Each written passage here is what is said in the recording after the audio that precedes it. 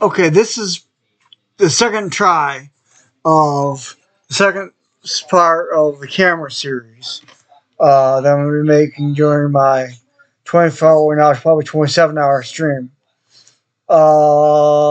This is going to be probably a 2 or 3 hour long video. The first attempt got cut short because my camera accidentally knocked the button that we have my camera on off. So now I'm making a second attempt at doing this. And during this stream, I'm going to be doing things like showing my cat, feeding my cat, reading Richard Nixon's memoirs of Volume 1, not to you, but to myself, silently. Also doing things like watching TV because you can hear what I'm here. I'm saying I'm listening to on TV. I'm going to be doing things like I'm not going to be listening to music because that could be copyright claimed. I'm not going to listen to any music. That's not a good idea. My cat is getting something over there. And last time I tried showing my cat was getting something over there, my button and my camera went off, so I got cut short. But hopefully that will happen this time. Hopefully not. My laptop's 1% charged, so I'll take it off its charger, and I'm gonna go ahead and show you me feeding my cat. To drink. Another thing I'm gonna do is drink our Pepsi. I attempted to feed the cat peas, but apparently the cat didn't want the peas because she didn't eat them. So there's the peas. I don't know if you can see them. I don't know if you see the peas. I really don't know if you see the peas. I can't see the peas. I don't see the peas. I don't see the peas. Where's the peas? And I sat there and I said, if I am writing this, It's hard to see the peas. the Bible, New Testament, I'll show you the peas. how can I make I attempted to feed the cat peas. Apparently she didn't want. I don't want to throw peas over the laptop. the New Testament doctrines are the reliable, which is the go-to reliability book those days. But I'm going to show you, Maggie, and everyone else is watching me doing stuff, including me feeding my cat, outfielding from the new. So I tend to mumble when I'm tired sometimes. I mumble anytime. I don't just mumble when I'm tired. I mumble all the time. I'm a mumbler. I mumble. I'm always mumbling. My sister used to point out to me that I mumbled. Maggie pointed out to me one time that I was mumbling. I'm a mumbler. I shouldn't mumble. Mumbling isn't good. Hey, tomorrow you need to move out of the way. I need to feed you. You haven't eaten in a day. So I need to feed you. Tomorrow, don't you dare get on my laptop. You can accept the real conservative New Testament passage. Jesus was really raised from the dead. That's fine. But saying he was resurrected. Stay off my laptop tomorrow. A glorified person who was there in the room. Stay off my laptop. Tomorrow. Paul was the hero in New Testament. That's fine. Hey! No!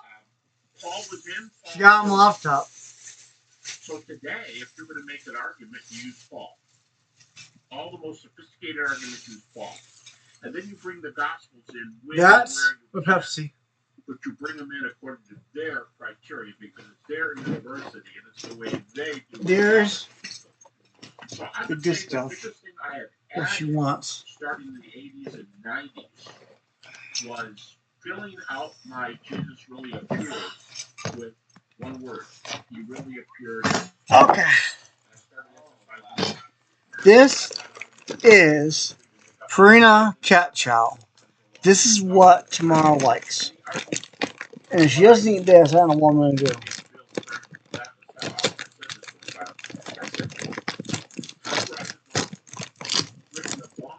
So hopefully you'll like this. So I'm going to pour some of this in for you. There.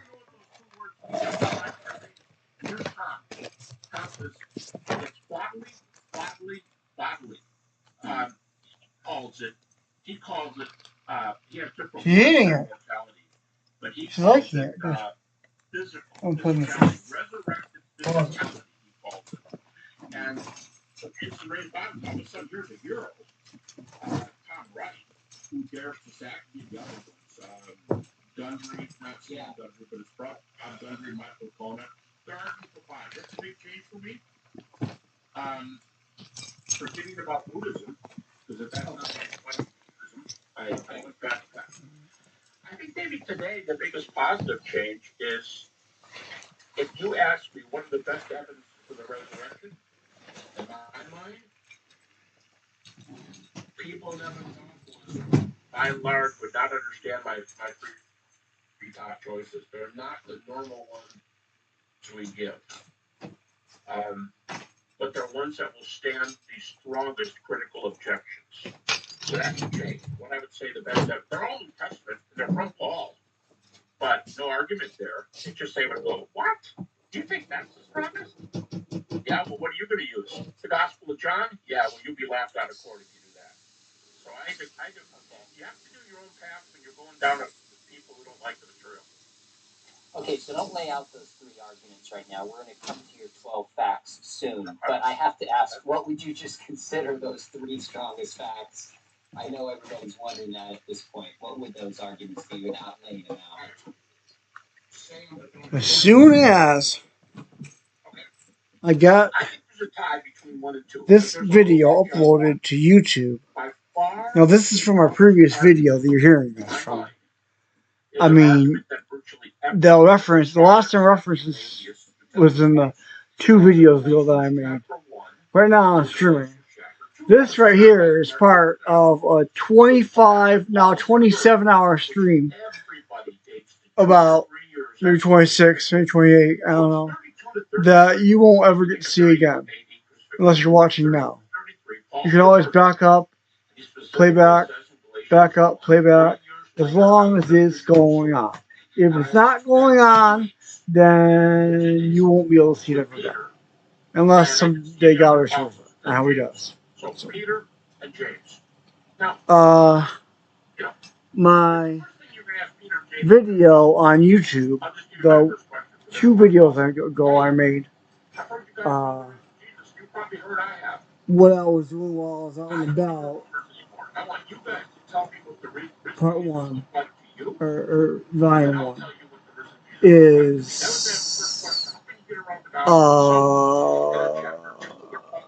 60% of Walden. Kind of slow for it now.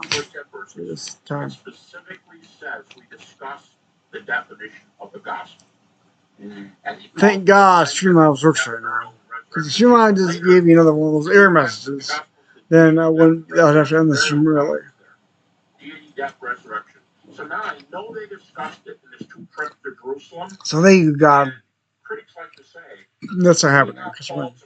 Paul's an eyewitness, but we have no other eyewitnesses of the other appearances. And I go, except that Paul interviewed Peter and James, and they were eyewitnesses, and they discussed the gospel. And even Bart Ehrman says, he says, where do we get closer to the eyewitnesses than right here? So exactly. Bart Ehrman's right about that. A close second is an argument that when I gave it to my PhD students just a few years ago, they said, I'm halfway through my program. How come I've never even heard this argument before? Because it's so hot and it's been around for a long time. It didn't make its way to the numbers, scholars. The crosswords in the back numbers of the New Testament. Very rare, but they're usually in the epistles. The best known one is 1 Corinthians 15, 3 to, some say 3 to 5, and some say 3 to 7. But that list of appearances is the most famous one. And virtually every scholar today is going to admit that some are most likely, well, most, and maybe even all, were they date in the 30s AD. The crazy date in the 30s. So when someone says, how can you believe John? They'll pick the latest one, right? To make a bad point. John is plus 65 at 95 AD. 65 years later. How many sources that? Well, I'll answer that. Better than the other religion has. 65 better than the other one. Alphonse Creeds from the 30s. That's number 2. so good. The so-called criteria for the New Testament. There's no need to use them all the time, but God knows you know we use them. Criteria would be things like this. You have eyewitnesses. You have early sources. You have enemy attestation. You have multiple attestation. You know, shop. After all, we've been through together. But then,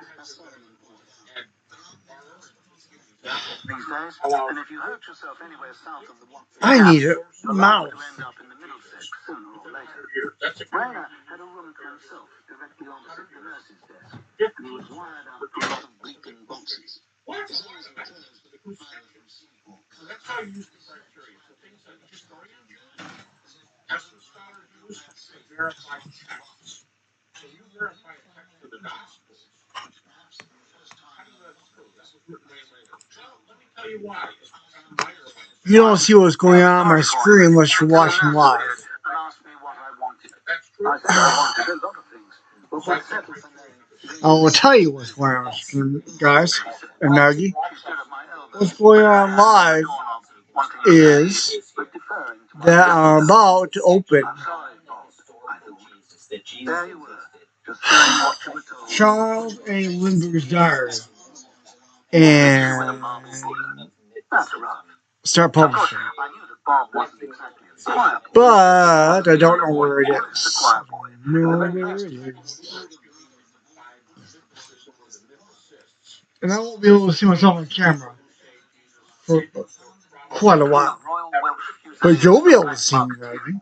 And everyone else watching will be able to see me after the fact. But if you're watching live, you won't be able to see me. I won't be able to see me either. But after the fact, after I publish this video, you'll be able to see me. All of you. Including you, Maggie. Do I confuse you? Maybe I'm trying.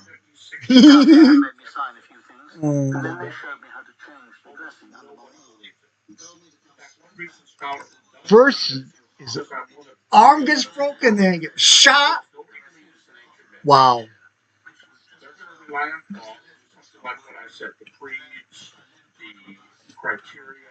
That's how they're going to make the struggle of Jesus. The struggle of Jesus is today. That Jesus never lived you, which is a copied off original theology. Mark Herman goes off on it. That I'd inherited from the previous tenant. Jesus exists. My chest was hurt. If you're watching So I took myself off to the sofa. Race meeting at Doncaster with a large tumbler of.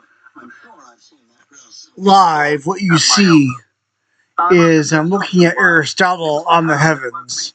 I'm seeing that about 28 people will view it live. I mean, have viewed it. So. Otto, really terrible. I looked at my watch as I lifted the receiver. 10 past 8 or 20 to 2. I couldn't tell which.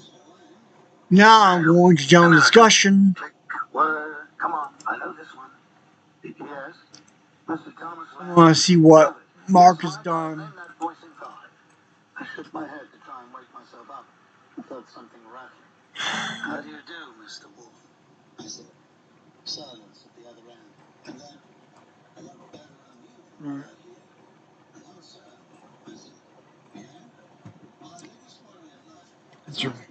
Stories to tell my grandchildren. Retired with the Wolf Foundation plaster until they were about 50, I'd say. I don't know, I'm laughing. It could have been a burglar on the line. Or it could have been a Pease lot. Nothing new on the home front, so I'm going to go back to the first page, go to the top thing, go to the other sites. I'd like to explain if that's okay by you. I think it's Diary Lost had 3 guys, but I don't know. I realized that I liked to eat Italian very much indeed. But there was a problem. Might be in Journal Street 1. Don't have degrees and you call yourself experts. He says, you wonder why we don't quote you. No, it's not. Might be in Arizona State Street 2. It's not.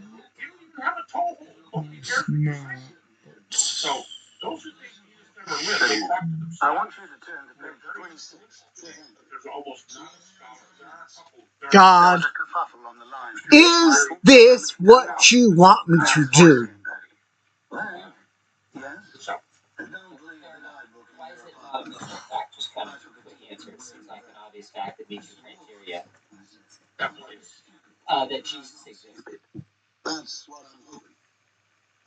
Because the minimal facts apply only to death and resurrection of Jesus. Oh, that's the focus of it. Okay, got it.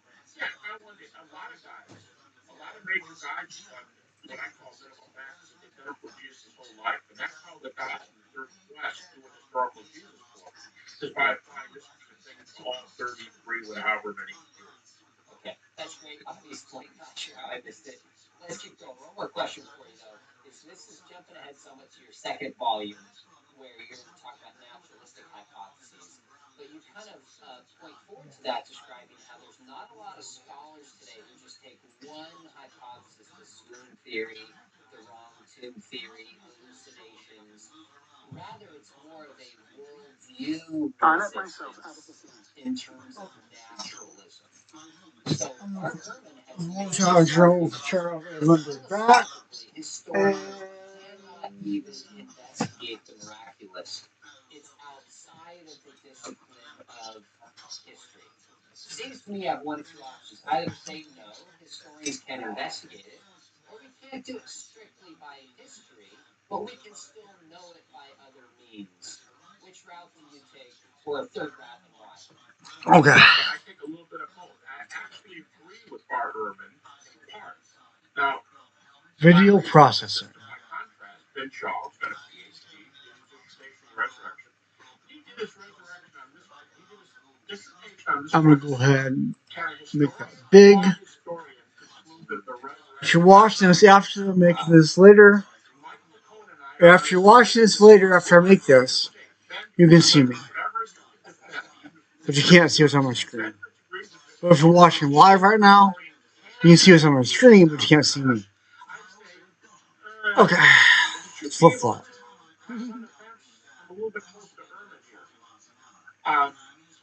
No. Let's see.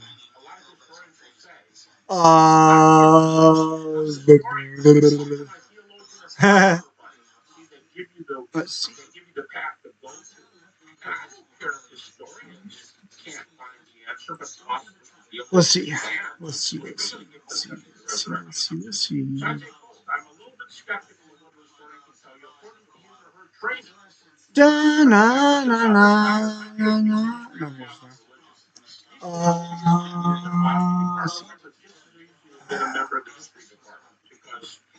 I got an idea.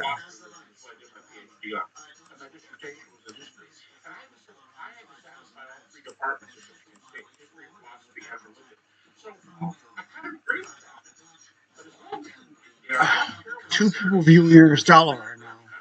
Awesome. Good job. Good stuff. Well, let's jump into the 12 facts. And let's start with the first one that is one of the minimal facts. Back to the rules. Who did I run? Roman crucifixion. Now, you walk through the historical and the medical and the enemy attestation, multiple attestations. We don't have to walk through some of that that's been laid out, but what struck me as most interesting is you have this 6 people viewing your discussion, 38 views, 60 views, plus 28, 60 plus 28, 20, 30, 38, doctors view Jesus dying by crucifixion and why. Why they take that view? Yeah. Again, my research assistant and I teamed up with a fellow named Jonathan Coughlin. Jonathan is an MD from Texas Tech. 2024. No threats. Well, we'll start. We'll see about that. Log in. Yeah, it's that important. Now, create thread. 2024.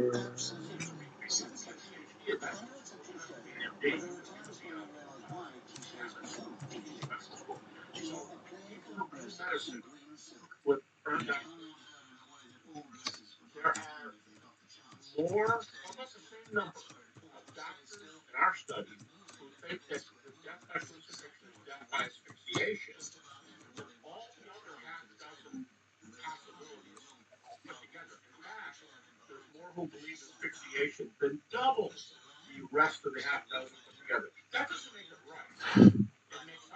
It allows us to say the majority of the views in the published medical literature is that Jesus died by death by asphyxiation. That's the most common medical view, and not every doctor feels so they can just start out and write a paper on. They got to be a historian then to do something on the crucifixion. So How much do you think that?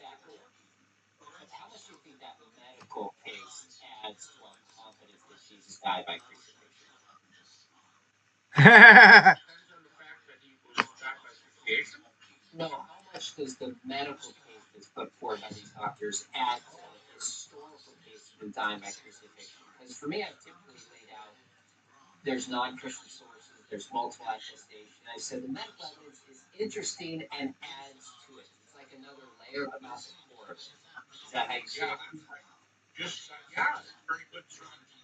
Just citing Barner, why would an atheist New Testament scholar give us 15 independent rights years after the cross? That's funny. 100, by the way, they're inside the New Testament, they're outside the New Testament.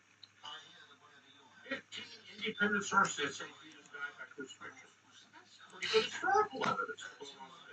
But in that medical article with the Baylor Medical Journal, we argue at the end, we're not saying asphyxiation has to be the route. And by the way, it's asphyxiation, not suffocation. There's a distinction between the words, and even medical doctors flip the words around. But asphyxiation, what I'm told is asphyxiation is when you die by something's not working internally. You've got a bad case of asthma, you've got pneumonia, but the other view is when someone puts a pillow over your face or a plastic bag over your head. It's a view. But asphyxiation is in you. And that's the predominant view. Now, in Jesus' case, they did things to him, right? They hung him and they stabbed him, but he could still breathe. So, until he couldn't breathe anymore, then it's asphyxiation. That's the most common view. But we have the article and we say, we are not saying that this has to be a death by asphyxiation. It looks like it is from the majority. We can't quote majority, but a lot of doctors have a lot of reasons. We think it's probably asphyxiation, but our theory does not rely on that. It relies on two other bits of evidence. One is a series of Roman arguments. For example, a Roman writer says that when the family wanted to get their family member down off the cross, the centurion who thinks he's dead, he says this guy's dead. Family says, can we take the body and bury it? They take the body off the cross, they stab the body with a spear to make sure the body is doubly dead, and now family members take it away. So this Roman source, and there's other ones, they break ankles. By the way, that's a good reason. Why do you break ankles if it's not asphyxiation? You go, oh, just to be mean. No. Why is it always breaking ankles? Someone throw a rock at his head. I mean, why break ankles? Because when a person is down and can't pull up, if your life depends on pull-ups, you're not living very long. Nobody is. But they break their ankles. That tells me something's happening with your breathing. But it doesn't have to be that. One is the Roman sources. We have historical sources, 15 independent sources. The Roman source dabbled with the spear. The second reason is the most powerful one of all. It beats medicine. And it was raised by David Strauss in the mid-19th century. It's called Strauss's Critique. But this guy was, I don't know, a fundamentalist pastor called a reprobate. He was the liberal in the 19th century. He was famous for introducing what became Beaumont's views in the 20th century, mythology. True. Forgive my tired old English cynicism, but isn't this a case of you would say that, wouldn't you? And the actual, which are the marks of liberals. He rejected them both. And yet he said this. He said, there's some jokers in our time who think Jesus didn't die on the cross. So the most popular book he started writing. He said that was a joke. He said, think about it. If you crucify this guy and you put him in the grave for a few days, I don't care, maybe a week, maybe 2 weeks, I don't know. What's he gonna look like when he comes out? Now, because I have very, like a lot of people, a very nasty hobby. All my life I've gone snake hunting. I've caught hundreds of snakes and I've been bitten hundreds of times.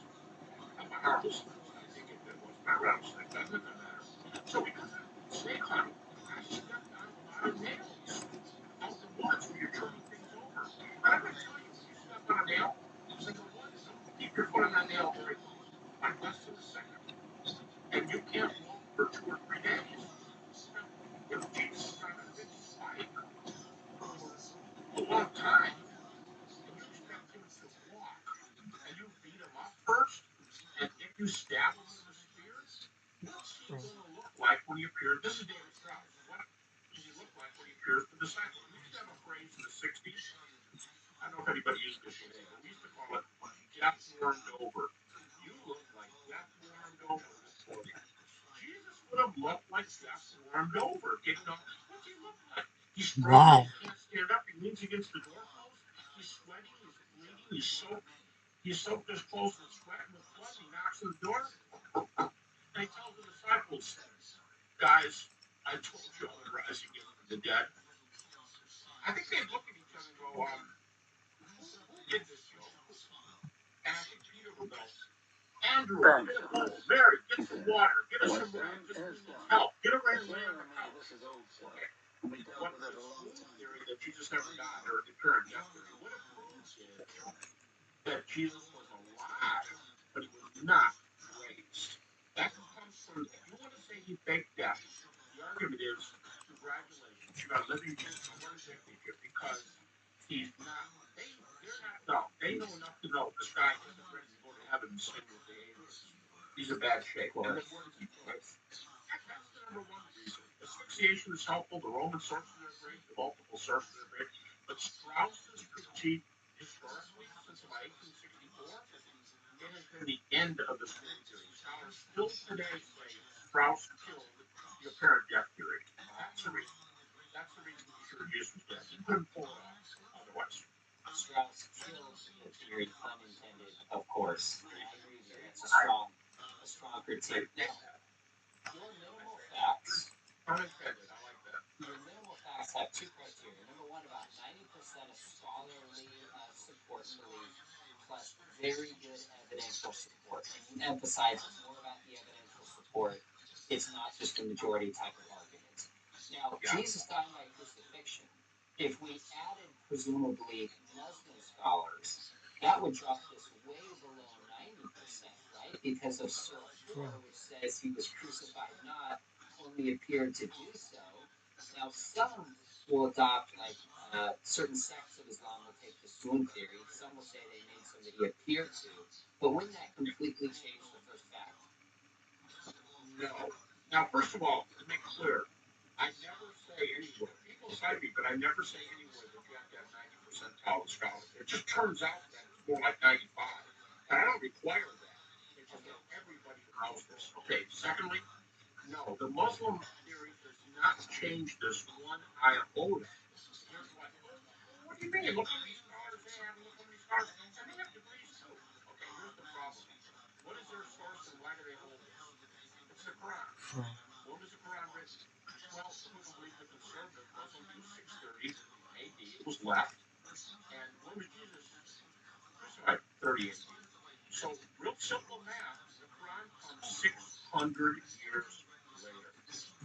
Nobody, nobody, nobody, nobody else thinks that's a source 600 years later. Even so, happened 600 years earlier.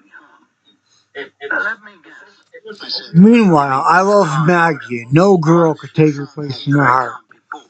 You're going to try and say that comes from your book, and your book is 600 years later. You can't do history 600 years later. And the author actually says, they're right. Whoa. And then he says, but when they say that to me, let me tell you my response. The Gospels have so many errors in it. Okay, let's put these two answers together. You guys are right. The Quran is not a history book. You can't, I mean, and not in the sense that you can refute the crucifixion. It's too late. But you guys have my energy now. This is what I understand. If they don't allow a source from 600 years later, they've got nothing. But what about that you guys have errors? That's why I did the minimal facts. Everybody at Michigan State and most scholars today believe the New Testament's full of errors. Minimal facts works around the errors. And let me give you just the goofiest illustration. I saw a magician one time up on the stage, and this woman crawls into a box, and he puts a lot of swords through the box, and then she stands up and walks up. Then you let us all come up and look at what happened. She's in the box, but because she's really limber, she twisted her body along this preformed line, and the swords went to the other categories. My point is, she missed the path of the. I don't care how many errors you think there are in the Bible. I'm giving these facts that everybody allows, even atheists and secular scholars. Obviously, the discrepancies don't touch these facts. I'm just going to assume there are no discrepancies. And if I can prove it or not, the worst thing, this is the word, this is not done by the university. The worst thing you could have is to twist Jesus New Testament where Jesus still is the Son of God who died on the cross for us and rose again. It's a little Swiss cheese because they have critics who probably sold the gospel before they have it, and the gospel is still true. So that guy's saying the Quran can't refute the deity. He's totally right. Because errors, every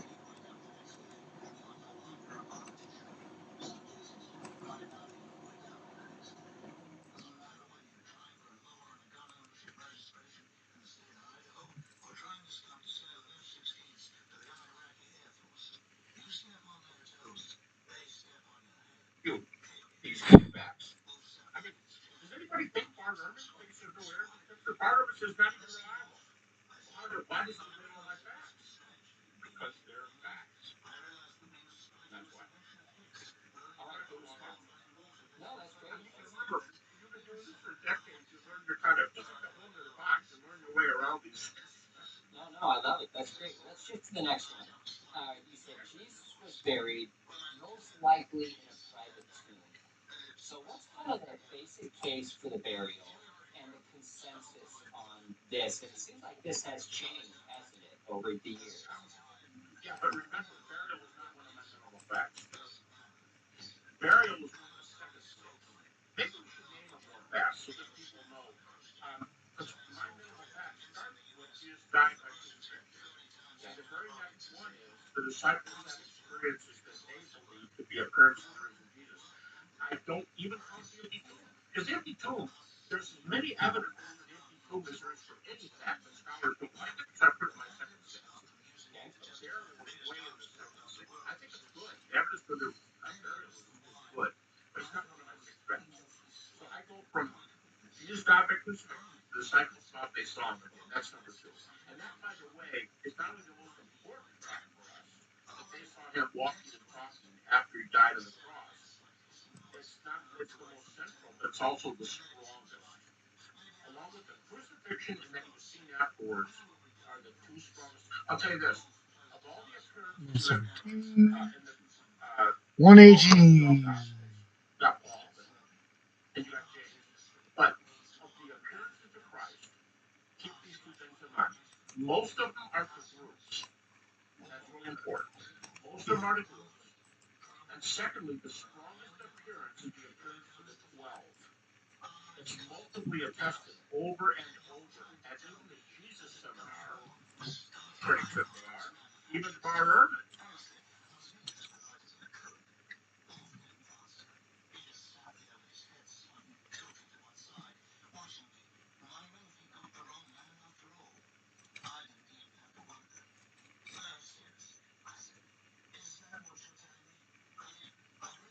Don, boy, just got an email.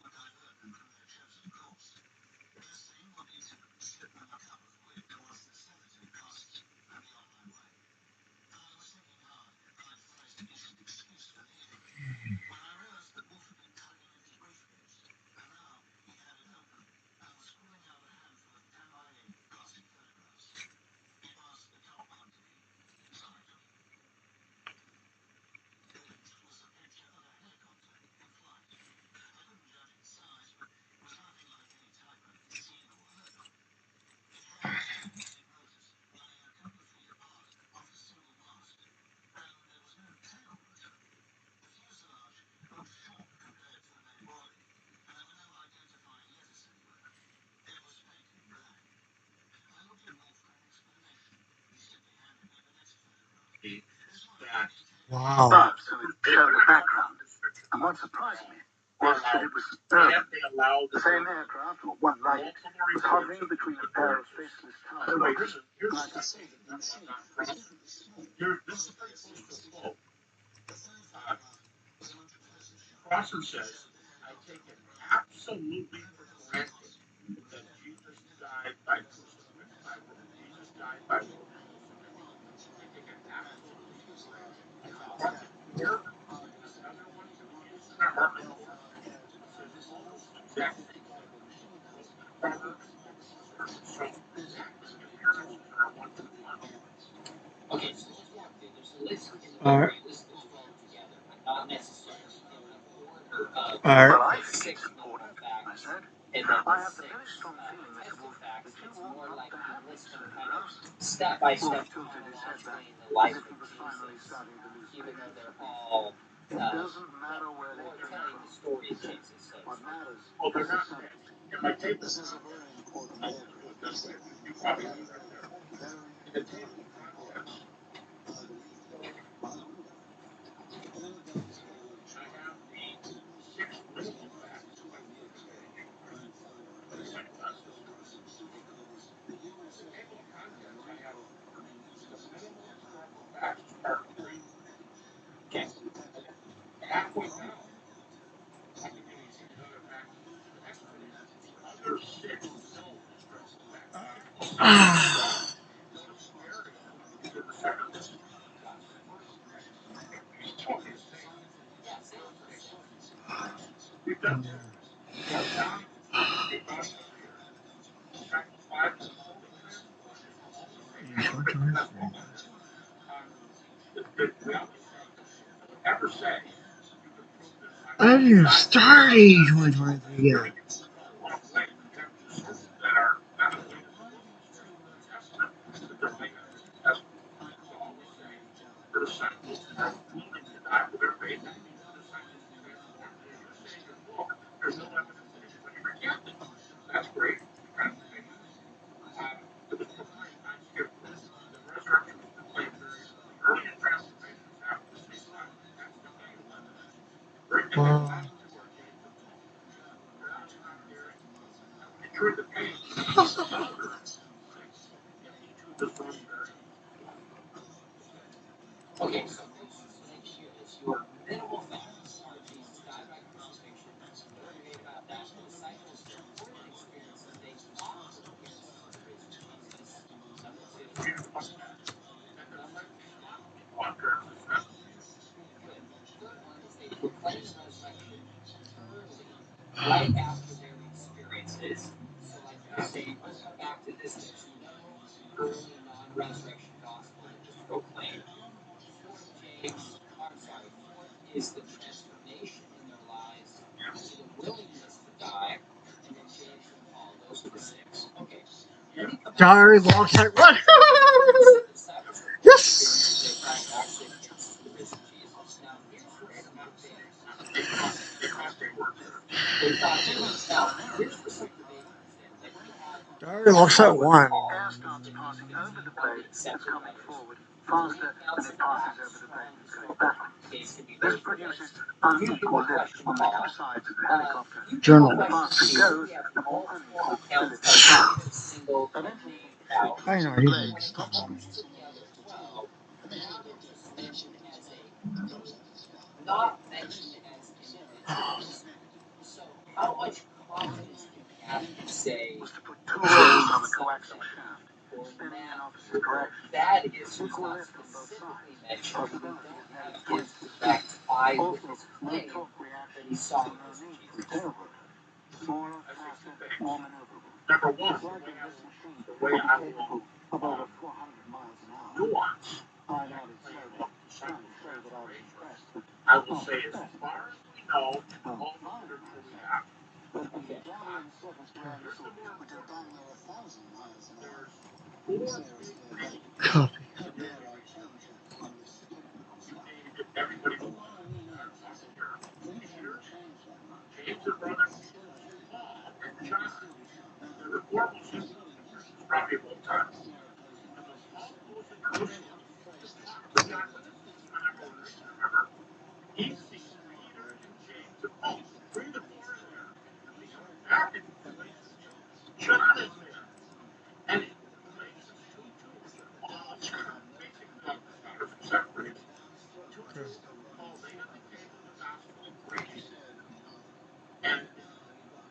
because right after that, they added nothing to me.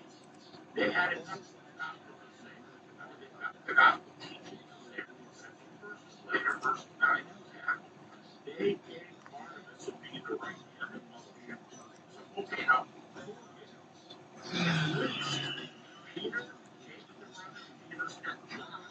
We have there's the big four. Peter, Paul, Peter, James the brother, James, and John. They're the most influential ones. We have first century martyr reports on three of the four. And I know we reject the second century reports for John. But I don't think John, if you remember that happened, we have a second century report. You don't remember that. But we have Peter, James, James the brother of Jesus, and Paul. We have first century witnesses and later, but we have the early first century martyrs. So I say these little guys, what about the rest of them? I say it's irrelevant to me. There's four here. In fact, I think three of them died. The rest are real believers. And now they go, how do you know they're believers? Can you read their minds? I love this when I get when they say that. Crap. Can you read their minds? How do you know they're born in God? I say, I don't read their minds. I read their feet. When you go back to the city over and over and over again, or you go to the same geographic area where you beat up and left for dead and walk a distance away, guess what? You're more interested in the place in truth than you are about your life. So they're born in God. And I make a big deal of Peter, James, the brother of Jesus, and Paul. If you want to use John, if you don't want to use John, they're the four that are in this Galatians 1 and 2. Only the first three are in Galatians 1. And that's why those guys are biblical fantasy. That makes sense. Now, And that's why I think it's connected to the resurrection. Those two things are beautiful. so what's interesting when it comes to the other apostles, another potential angle here is when you look at the beginning of Acts, they lay out the names specifically. In Acts chapter 1, it says Peter and John, James and Andrew, Philip and Thomas, Bartholomew, Matthew, James, Simon, Judas the son of James.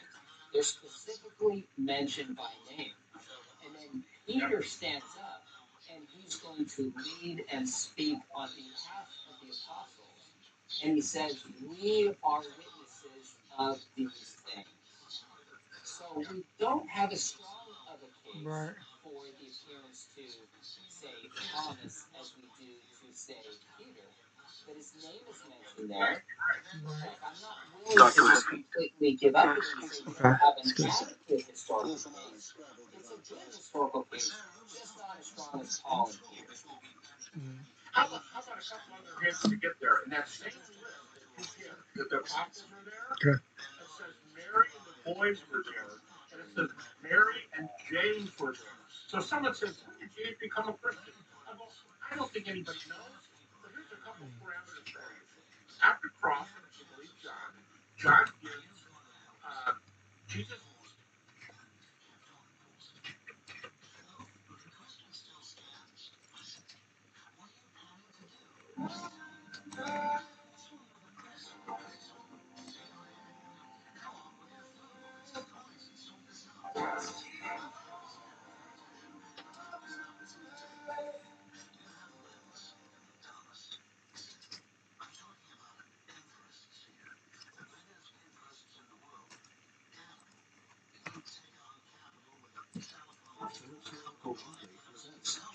All things.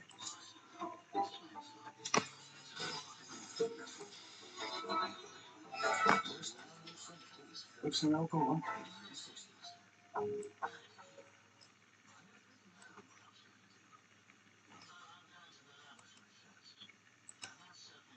Take the next step in your financial journey at Thrive.com, where money means more.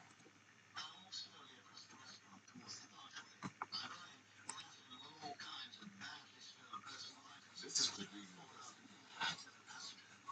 This is where the next paradigm, market advances, groundbreaking innovations.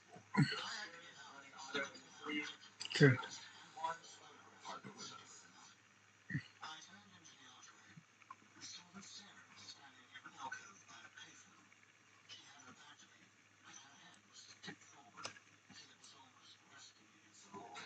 Harbor Freight Tools, keep getting better. better with time, better performance, better durability, better value.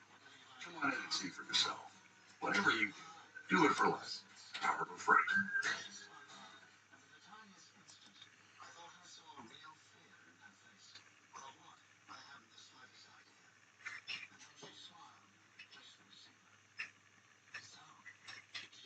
Jesus gives, John says Jesus told his mother to come home with John.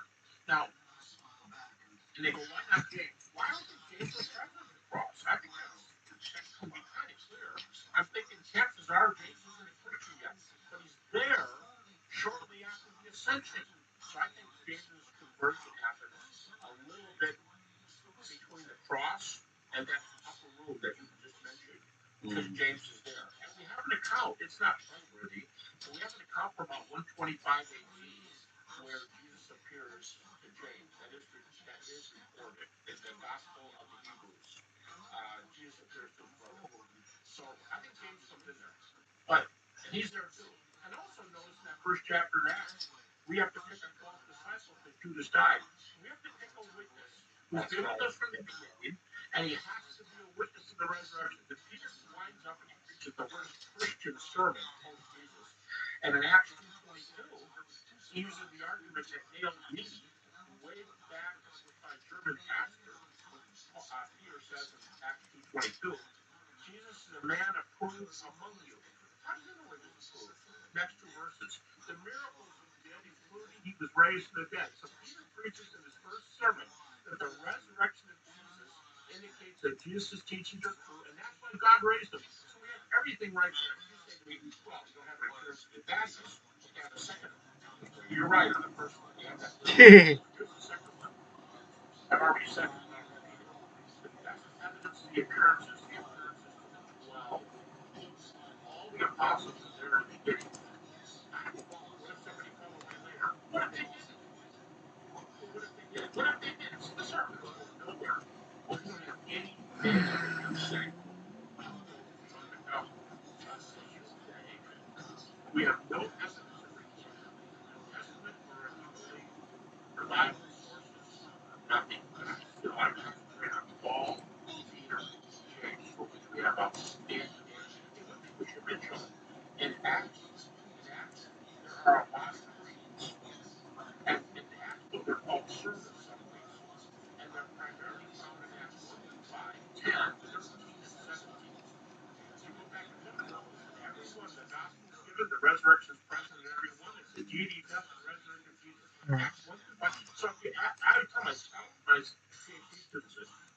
If you ask a conservative, how do you know what happened in the earliest church after the Gospels? Oh, easy. Read the book of Acts. You ask a liberal. How do you know what happened? Read the book of Acts. What? You guys don't agree, do you? No way. What's the evangelical say? I take the whole book of Acts. What's the liberal say? I use the sermon summaries. I use the creed. But you still get the data. That's the value of the creeds. That's really a great point from Acts 1 when they're replacing an apostle for Judas to criteria. They knew Jesus since the beginning of his ministry and a witness to his resurrection. That assumes the very names listed there at the end of Acts were a part of the 12 and were also witnesses to the resurrection. So, not as strong as Peter giving his own account, but that's a strong historical record we can't simply dismiss. All right, so let's We have Peter giving his own account in Galatians 1 and 2 as told by Paul, and the critics think Paul is reliable. By the way, along with Galatians 1 and 2, you've got maybe the strongest verse, 1 Corinthians chapter 15, verse 11. He's talking about all the people who saw Jesus. He's got two groups. He's got three groups, but the 12, a group called all the apostles, and a group of 500. And after he talks about the apostles seeing Jesus in verse 11, extremely important verse, he says, whether it is them, he just has to talk about the apostles, whether it's them or whether it's me, so we preach, and so you believe. We have Paul saying, I don't know if he means all 12. He didn't say all 12. I'm not going to die for that. But he did say the disciples, more than just three, were running around preaching the resurrection. And here's the important point, that they were preaching the same thing. Paul and the disciples are eyewitnesses, and that's why Galatians 1 and 2 are so powerful. They're just Good stuff. the argument goes like this. Boom. It all just fits right in together like this. That you got the creeds and the act sermon summaries, everything. So Jesus died by crucifixion, minimal fact. Second, the apostles had experiences they believed were of the risen Jesus. The third minimal fact is the proclamation of resurrection appearances took place very soon very early after the experiences. Now, I had to spend a lot of time on this in my dissertation because if the apostles were willing to suffer and die, and show that God's belief was tied to the resurrection.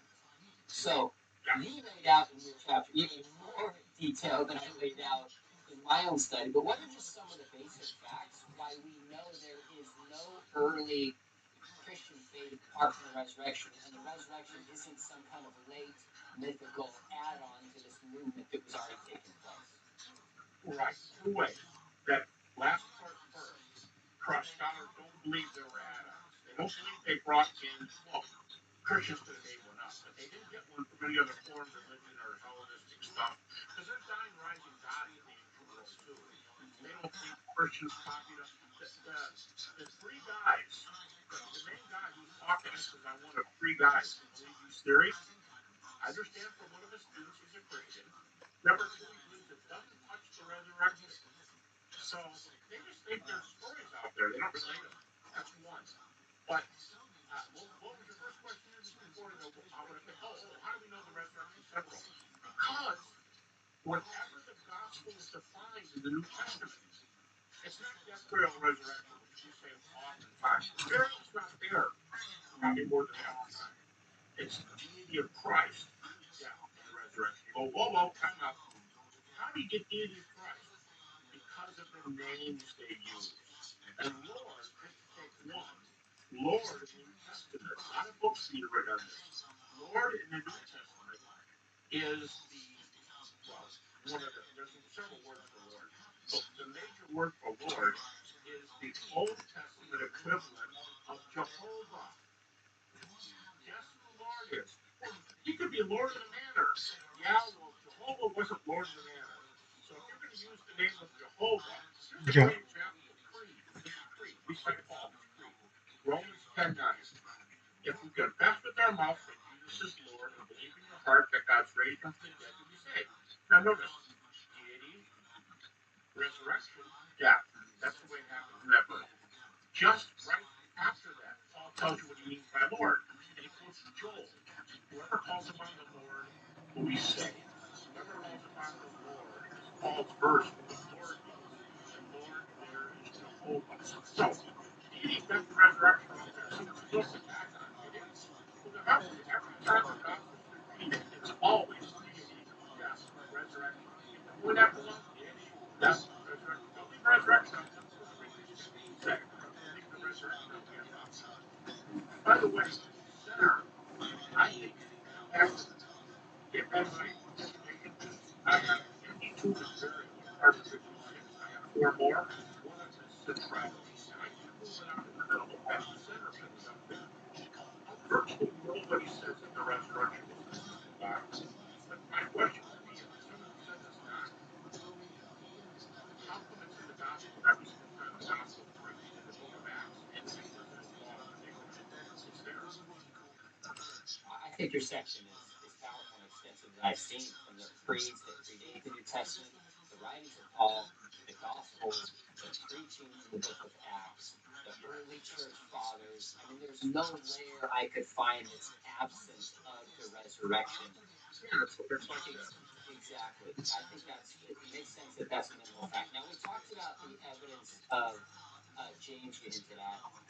One of the objections is that we have James who we don't really know it was the appearance of Jesus that converted him. Now you cited earlier that we have the account in 1 Corinthians chapter 15, and then we have kind of what's called the Gospel of Hebrews, I think is the title, mid-2nd century, that has kind of an appearance to James. Now, it's only a fragment. So it's multiply attest. I know Crossan goes for a third source and maybe the Gospel of Thomas 12, but I'm not convinced by that. I don't think you are either. I know Gospel of Thomas 12 makes no sense to me at all. As back, yeah, but that's nothing backs it up. I don't see. I don't care if Thomas backs it up. It's fine with me, but I don't see it in St. Paul. I agree. I'd like to be convinced by that, but I just didn't see that it was there. How do we know it was the resurrection appearance that converted James? Or if it's not what converted him, does that really ultimately matter for the strength of his conversion? No. And what I would say is, we learn of James's unbelief in three places minimum: Mark 3, Mark 6, John 7. In Mark 6, he seems to side, he and the other brothers, seem to side with the townspeople who think Jesus is mentally ill. That's the Greek word there. The word for there could mean schizophrenia or out of their mind in some sense. And they're embarrassed. I assume the brothers are embarrassed because Jesus is bringing their good names out. For all we know, maybe their partners and is hurting their business. So they pulled Jesus aside. They didn't believe. Mark 6 again, they didn't believe. John 7 makes a real play. For as not they believed, for yet they did not believe in Jesus. Then later, again, he's not at the cross. I think that's a fair. The fact that he's not at the cross, if he's a believer and even a good brother, why is he there? But he's in the right after the upper room. So I don't know that the parents did. We do have the gospel of Hebrews. But it looks like by far the best argument. However, I really don't care. The main point is James one of those who sees the risen Jesus as his life changed? We have Josephus saying he was basically the pastor in Jerusalem. He dies martyrdom in 62 AD, and a non-biblical, non-Christian writer tells us this source. And we have many other sources we could use. I think Josephus is the one we can go to. Josephus writes, by the way, just about 25 years later. So, and he's not a Christian. So we know James was part of that transformation movement, that he wasn't. Mark 3, Mark 6, John 2. Critics don't question that. As a rule, you have two, Painter and Bach, of both say he probably, that probably doesn't mean that, but that's the small minority of everybody. And then all of a sudden he's in the church, he's up in there in the upper room after the ascension, and he and Peter are co-pastors in Jerusalem when Paul comes there for a visit. So I think James is not an issue, and Paul is so well known. You are not going to find even hardly a single scholar who's going to question Paul's conversion because he thought. Remember, all of them. The disciples saw, James saw, Paul saw, the rest of it the same. They all saw what they thought was an appearance of the risen Jesus. That's not what Paul's their best witness. So we won't go through all 6 of the other not minimal facts, but well-supported facts. But let me just come back to the one about the burial of Jesus. Yes. There's been some prominent scholars like Crossan who have denied this, and I think more recently, Bart Ehrman has kind of backtracked and said he doesn't accept the burial. Where is scholarship as a whole on this? And maybe what are just a few of the key historical points you think are so convincing that you can trust this account? Okay, a lot of things to say here. First of all, yeah, you're right. Our Ehrman has changed. He used to hold the private burial. How about the fact that we don't have any sources that tell us that Jesus was buried in what's called a trench, a rectangle in the ground, and he was put there, and or at least thrown in the trash in Jerusalem, and they burned him? No sources. Well, the comeback is, that's what often happens with crucifixion victims. Yes and no. We have a source, Josephus, that tells us that Jews were so particular about the resurrection of the body, as far as the trash heap is concerned, that they even buried people who people get buried. Okay, well, that could be in the ground. Yeah, let me ask you, that because of the trash heap. But there is more evidence for the tomb easily. Bill Craig probably does the most on this, and certainly one of you who does an argument for Joseph of Arimathea had to be this most likely tomb. All the data we have is from the man Joseph from the Sanhedrin. His tomb. There's many of them in Jerusalem. he was thrown in the ground. Well, just as that usually occurs. No, you can't even use that because those people says they didn't treat them that way. So, but here's my biggest comeback on this. I think we're pretty solid because we have a lot of facts for the burial. You got to be. I'm so used to arguing what I'm going to say next. If I'm in a little dialogue, I'm going to say, I don't give a rip. All right. And you go, why would you say that? It's gospel. I'm arguing for the death, resurrection of Jesus. Now, let me just make a point to show you. I'm a public prayer. Let me make a point to show you that right now, for all intent and purposes, right now, if I'm talking about this university, I don't care where he's buried. Let me make a point. If the disciples stole the body and moved him to Peter's living room and didn't know what to do with him, and he's wrapped up in a linen cloth on Peter's couch, he's not buried in any of the above things we've answered. Well, he took him out of the tomb. But what happens on Easter Sunday? Darn it, Jesus rises in Peter's living room. What I mean is, I don't. If they put him in a trench, if they put him in a tomb, if he's in a tomb but we don't know where it is, the most important point is when he's dead on the cross. Yes, and what happened afterwards? What's the best appearance? The 12. And most of the appearance accounts are group accounts. You know what? And I would say, again, if I have a short time and I'm speaking at the university, I got the crucifixion, easy. I got the appearances, easy. The best one is the 12. And you're going to try to slow me down and ask me what happened on the burial? Let's talk about the appearances. And that's why the minimal facts work so well. I think the evidence is very strong being buried in a private tomb, Joseph. Because there's no facts to the contrary. I mean, nothing substantial. But beyond that, I don't believe it. I care that he was raised. And seen, I mean. The two facts from the burial that you're seeing, of course, is that it's multiply attested, and that it would be embarrassing potentially to have somebody from the very group that condemned Jesus to death to give him this honorable burial, of course. That's an interesting factor. Joseph never corrects it. He doesn't come out, there's no contrary. There's just a list of data for the burial. And I give some of it there as well. There's a list of data for the burial. But like I said, if he would rise in Peter's living room, he can certainly arise in the dirt trench in the ground. I'm interested. Nothing in my faith depends on where he was. Think about it.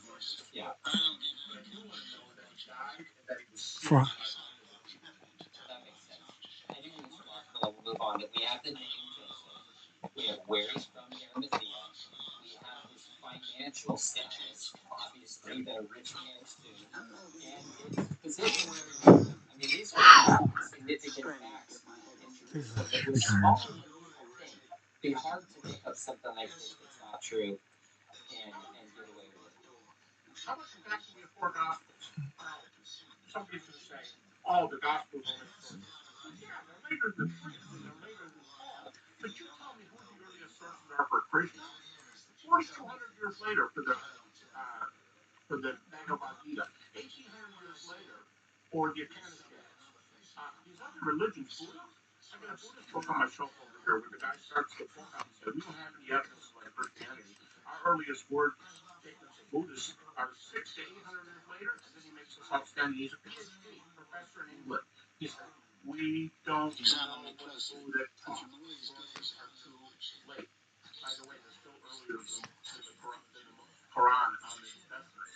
But he said, we don't know what he taught. So even the Gospels are early. And here's my point.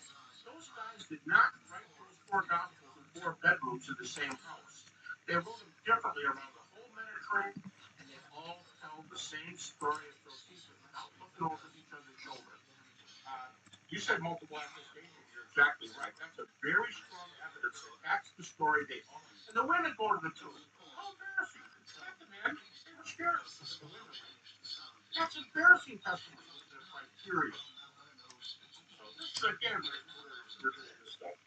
You took me exactly where I was hoping to go next on the MT2, which again is not part of your minimal facts, but it seems like you said your best estimate was about 80% of scholars agree with this, if I read that right. But so has there been a shift in acceptance of the MT2 since like December. Yeah. Or did you tell him? Yeah, Another big thing. I have been criticized probably by critics Now that you mention it, more than anything else. you must have I've known been it all. criticized for saying 75% scholarly issue, which I said probably 20 years ago. And I've said it since. That's because I did a survey. And it's a nice survey. I don't think it's coordinated or anything. But in my survey, 75%. Sometimes I'll say, oh, two-thirds of them pre-short it all. Believe that. But I did a new one for this book.